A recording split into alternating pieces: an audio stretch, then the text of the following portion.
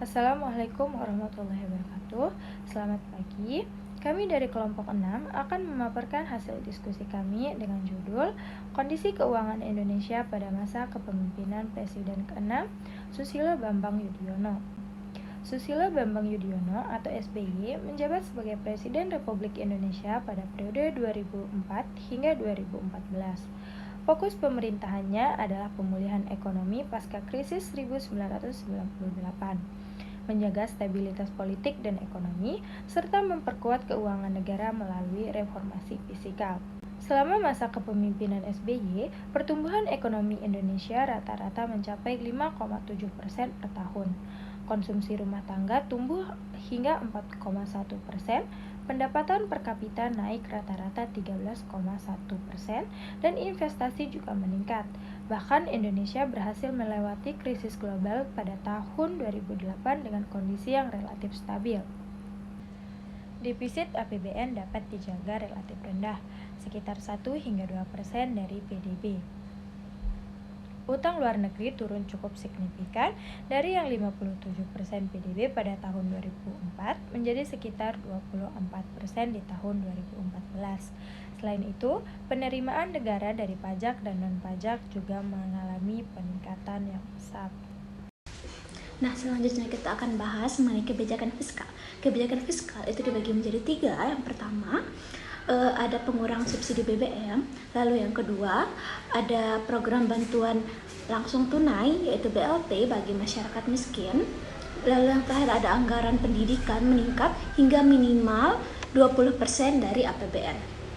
Lalu ada inflasi dan stabilitas harga.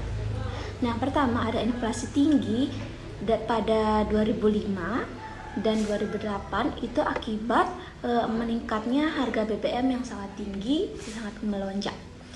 Lalu yang kedua ada rata-rata inflasi terkendali kurang lebih 6%.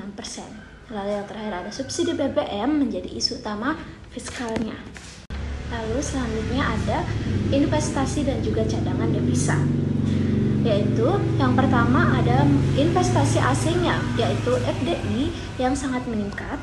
Lalu ada cadangan devisa naik hingga 100 miliar US dollar pada tahun 2014. Dan ada reformasi birokrasi yang mendukung iklim investasi. Lalu ada perkembangan sosial ekonomi.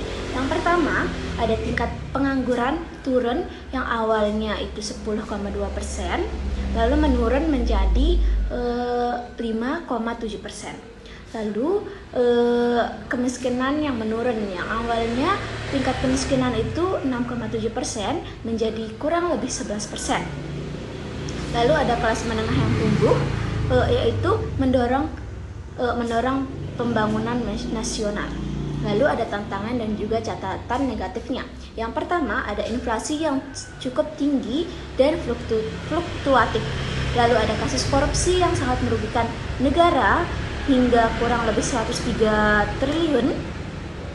Lalu ada kelemahan dalam pengelolaan keuangan. Baik, selanjutnya kesimpulan. Pada masa kepemimpinan Presiden Susilo Bambang Yudhoyono, Indonesia mampu menjaga stabilitas makro dengan pertumbuhan yang relatif konsisten. Kebijakan fiskal dijalankan dengan lebih hati-hati dan tanggung jawab. Meskipun masih menghadapi tantangan berupa ketergantungan pada ekspor komoditas, kebijakan subsidi BBM, serta praktik korupsi, secara keseluruhan periode ini meninggalkan warisan positif berupa fundamental ekonomi yang lebih kuat yang menjadi dasar penting bagi pembangunan ekonomi di masa berikutnya. Baik, itu saja dari kelompok kami. Untuk kurangnya mohon dimaafkan. Baik, terima kasih dan